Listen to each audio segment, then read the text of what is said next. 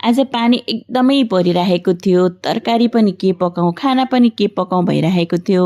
अनि चना चाहिँ मैले भिजाएकी थिएँ अनि चना बनाएँ, चनाको मिठो तरकारी, त्यसपछि भुजासँग खाएको एकदमै मिठो बनेको थियो।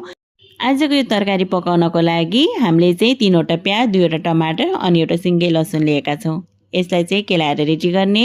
प्रेसर कुकरमा तेल तताउने, जिरालाई फुराउने अनि तेजपत्ता, रातो सुकेको खुर्सानीलाई पनि फुराउने, प्याज र हरियो खुर्सानी राखेर मजाले हामीले भुट्नुपर्ने हुन्छ। प्याज चाहिँ हामीले यसमा अलि धेरै नै राख्नुपर्ने हुन्छ। प्याजलाई यतिको हुन्जेलसम्म पकाउने। हेर्नुहोस् त, प्याज यतिको पाकिसक्यो। अब चाहिँ हामीले यसमा लसुन राख्ने। त्यसै गरेर हामीले भिजाएको चनालाई पनि यसैमा एड गर्दैछौँ अनि 2-3 मिनट जति चाहिँ मजाले भुट्ने।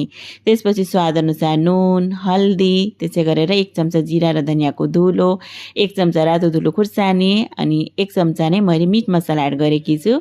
मसलासँगै हामीले टमाटरलाई पनि राख्ने अनि टमाटर चाहिँ मजाले पाकुन्जेल पकाउने। टमाटर पाकेर यतिको भयो। ल हेर्नुहोस् त, अब आवश्यकता अनुसार पानी राख्ने अनि प्रेसर कुकरको ढक्कन लगाएर मैले चाहिँ यसमा 5 सिटी लगाएकी छु मिडियम हिटमा। कुकरलाई चाहिँ मजाले सेलाउन दिने। त्यसपछि हामीले यसको ढक्कन हटाएका छौँ। माथिबाट चाहिँ धनियाँको पत्ता चाहिँ छर्किने।